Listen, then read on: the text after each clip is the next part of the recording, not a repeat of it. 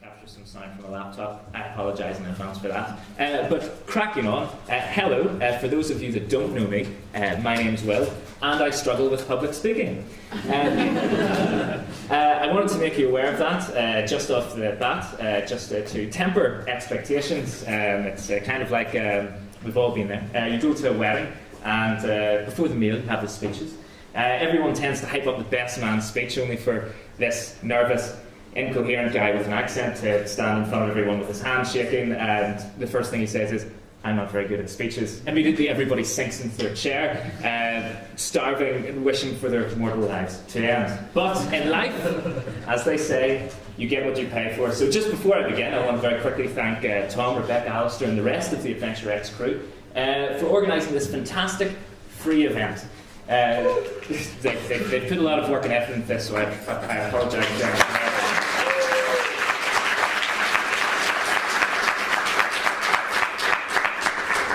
So hopefully now everybody's expectations have been suitably lowered.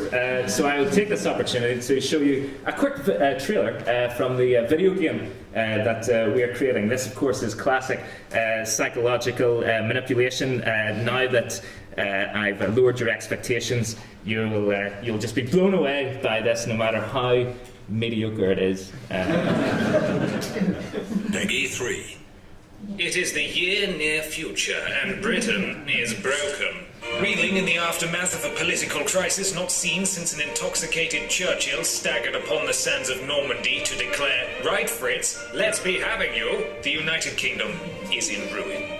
Facing growing international isolation, Her Majesty the Queen has decided enough is enough. It's time for one to take back control. However, given the bleakness of the situation on Earth, Her Majesty has instead turned to the stars. Her Majesty's Special Planetary Force for Inhabiting New Galaxies, as you, yes you, young boy, girl or unspecified, set a course for adventure. An adventure to establish a new galactic British empire. Venture into the cosmos, solve puzzles, engage in witty banter, endure crippling claustrophobia, gradually succumb to the sustained exposure of cosmic radiation, and more, all for Queen and country. So purchase Her Majesty's Spiffing and help make Britain great once more. Go on, do it for England. And the other bits left too.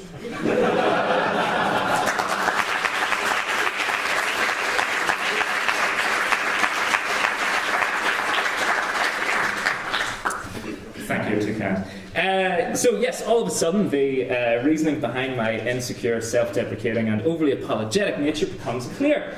We've set out to make the most authentic British video game ever created, something that truly captures the British spirit. I guess that through the process of development I've inherited some of these traits myself. But let's talk about the development of Her Majesty's Spiffing and how a small, obscure, independent video game studio from Belfast put me in more financial debt than I could have ever imagined. So, development of Her Majesty's Spiffing can be traced back to 2010. However, back then, plans for the story were a little bit different. To give you some context, I just left a job working as a character animator for a TV production company in Belfast. I tell the story a lot, so I apologise to those who've already heard it. I say I left, I handed in my resignation, and then 3 days later received a letter in the post from my then employer saying that I'd been sacked. Needless to say, the two of us left in very amicable terms. Both of us agreed that we would never speak to each other again. So I formed this studio called Billy Goat Entertainment with the intention of setting up a commercial animation studio. We, and by we I mean the royal we. At this moment in time I was very much a one-man band.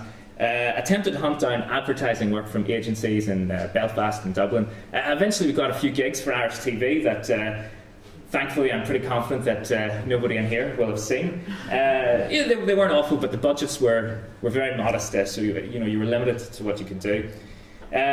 You see, unfortunately I was a little bit late to the party. Billy Goat Entertainment Limited entered the world less than a few months after the infamous May 2010 stock market crash. that would eventually lead to a global recession that you may be familiar with. So advertising budgets had slumped, consumers weren't buying as much as they used to, companies were hesitant to throw money into TV advertising, and as a result, a lot of the agencies that we worked with their work for them dried up, some of them closed, and individuals like myself just struggled a little bit more than we would have done in years gone by. So things were bleak, but then an opportunity arose.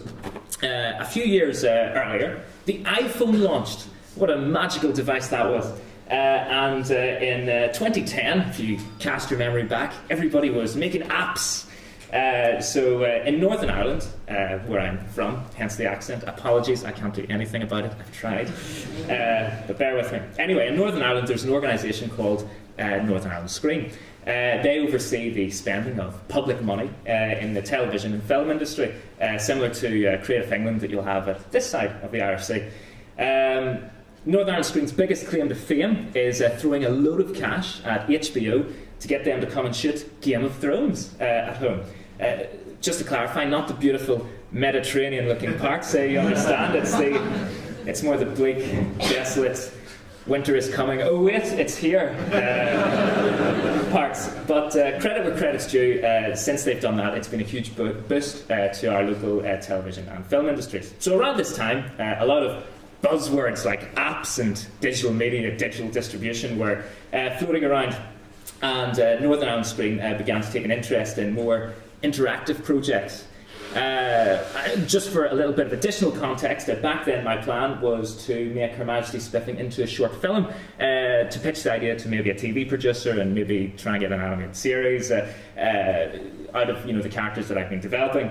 In fact, just to prove all of this happened back then, I actually have a sketch here that I was able to find buried on a hard drive. So this is Antoine Bonaparte, who you'll have seen in the trailer. This is an early sketch from him from around that time. And then, in addition to that, here's a particularly awful-looking sketch of Captain Frank Lee English, the main protagonist in our game, a game from around that time. So these ideas have been floating around for a while.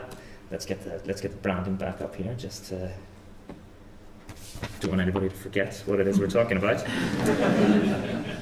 So I've been in touch with these chaps a bit, talking about this, and as we wanted to try and get their assistance to create some sort of maybe 5-minute pilot or a short story with these characters. However, it quickly became apparent that given the resources, or lack thereof, at my disposal, this was perhaps somewhat ambitious at this particular stage in my company's life. Also, I was informed that there wasn't very much money in short films, but adventure games. No, there isn't. Well, maybe there is. I don't know. We'll find out soon. December 2016, 7th, going by pre-order now. I'm getting a little bit ahead of myself as well. There's a little bit more preamble to go just before we start talking about our adventure game. But anyway, a gentleman who works at Northern Ireland Screen, whose name means nothing to you, but I'll mention him anyway, Johnny Kane, a good friend of mine now, had talked about perhaps pitching for assistance to develop one of these interactive projects.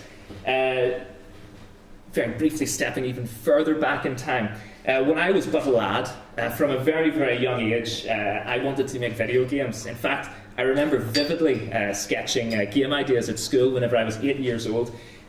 But I'm just a dumb artist. I don't know how to program. It was never going to happen. But as luck would have it, at the time, I was living with a gentleman. I should clarify as well that our relationship was strictly platonic, purely professional, who happened to be a programmer.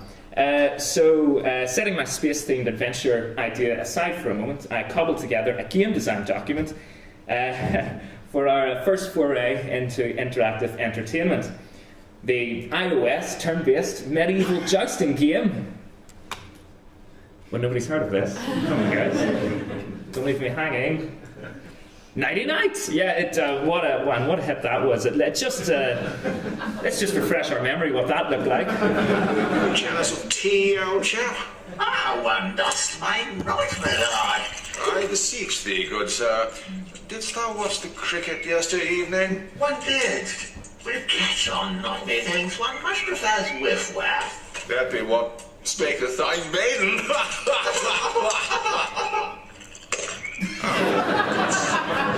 Allowest me. How many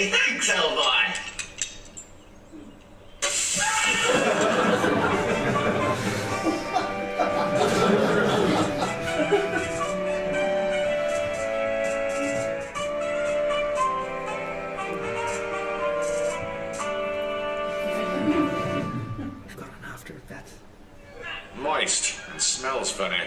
A day one shall forget not. Indeed, we did not. Let's get the old branding back up. So yes, this design document that we assembled, it was the best. It was the cat's pajamas of design documents. It was so great. The world hadn't seen anything like it. It was beautiful.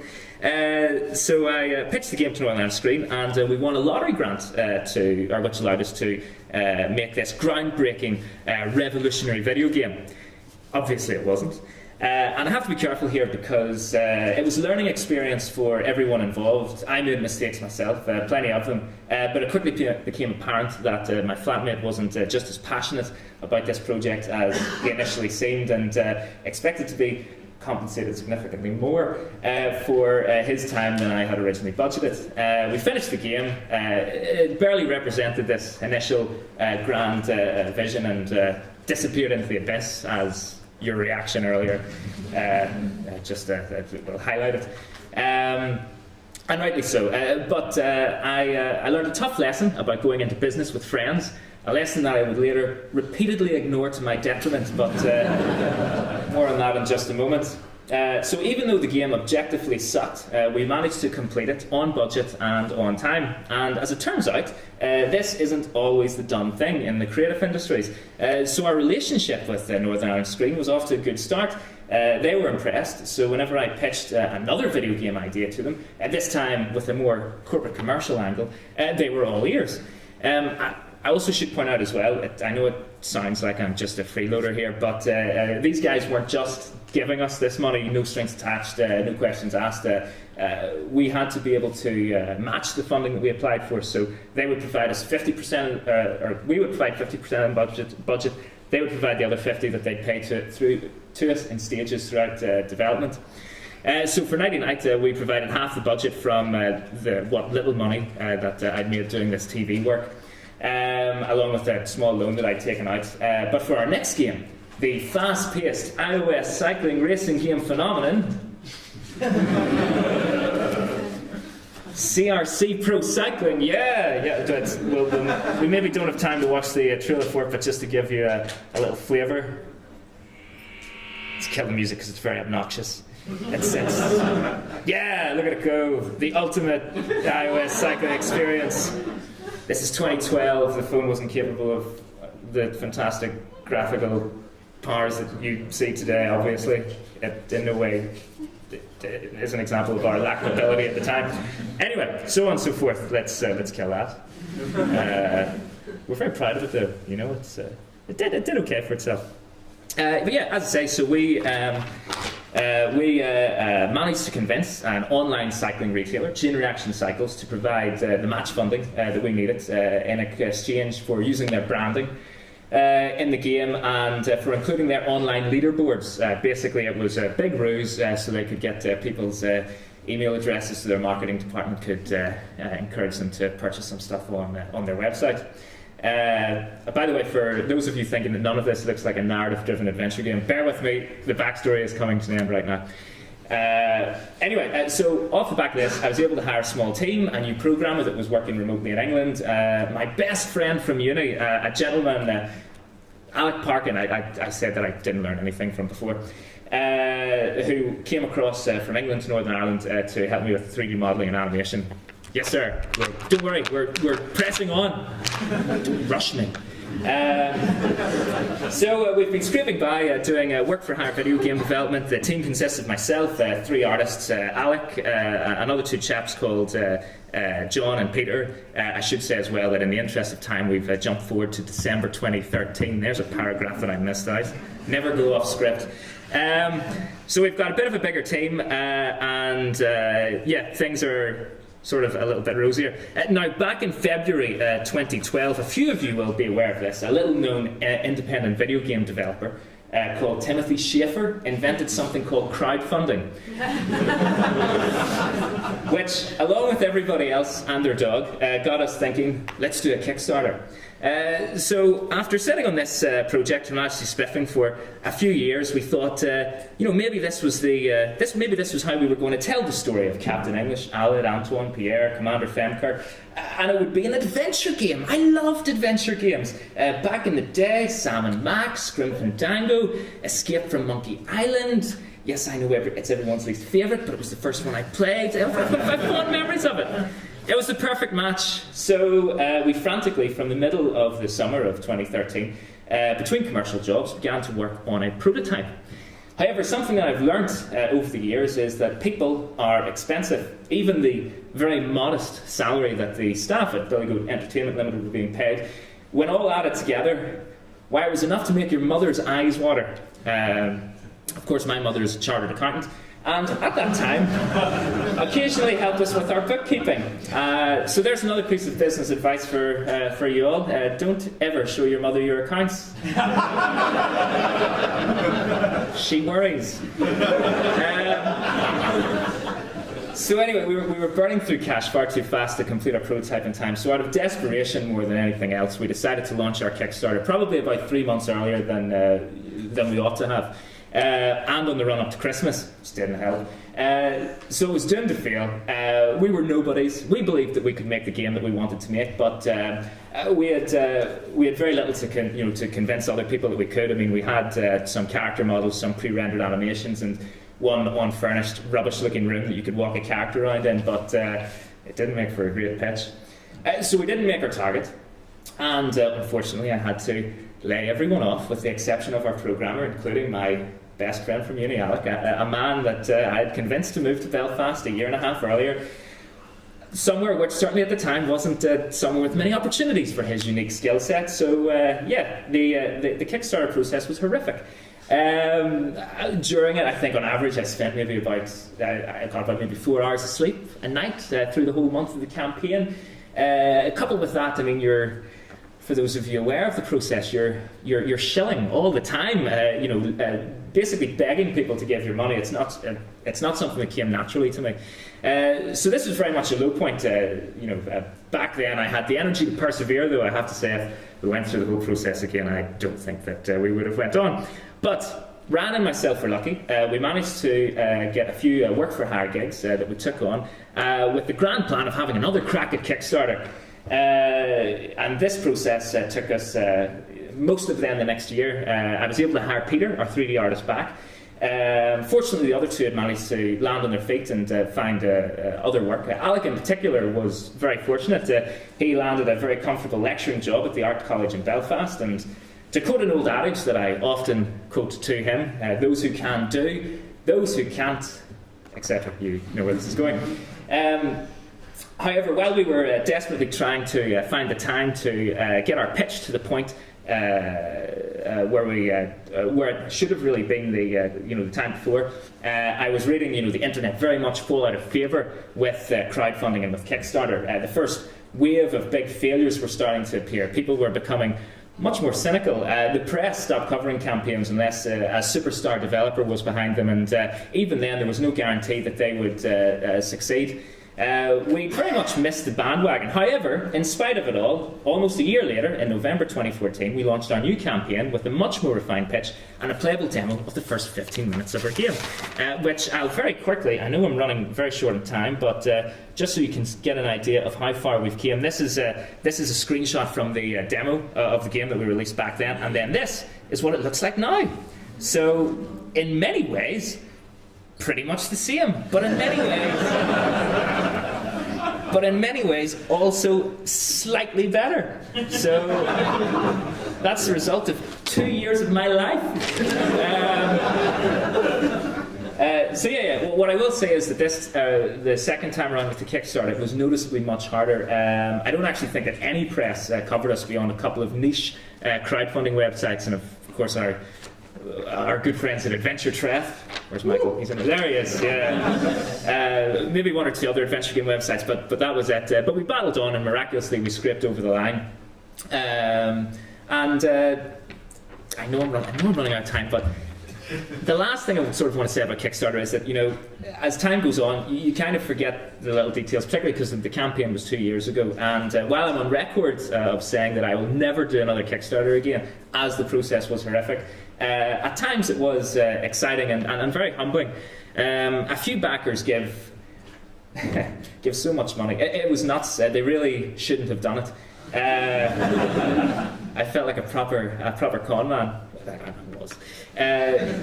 Another story, we had donuts delivered to the office at the last day of the campaign, sent by one of the backers.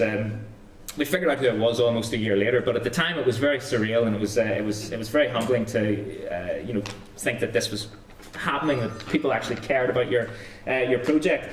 And then shortly after our campaign ended, we learned that one of our backers, a lady who attended AdventureX a few times, somebody who in the adventure game community people will be very familiar with, who'd backed our original field campaign, a Dutch lady called Astrid, tragically lost her battle with cancer and died.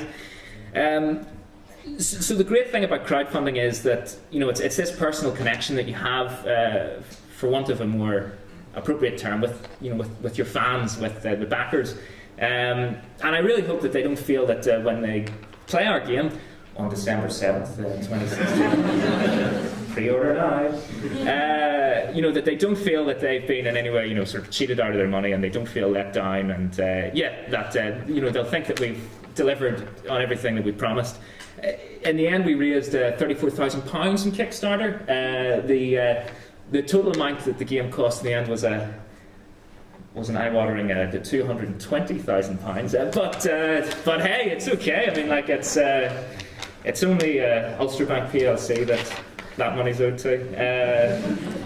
But anyway, that's not strictly true. We did take advantage of things like the UK video game tax relief fund, which basically gave us 20% of our budget as a cash payment at the end of each financial year. We did a few other little small odd jobs just to add to this pile of cash as it was depleting. And of course, we darkened the door of our friends at Northern Ireland Screen to politely ask them to match the funding all the winnings that we'd accumulated over the year.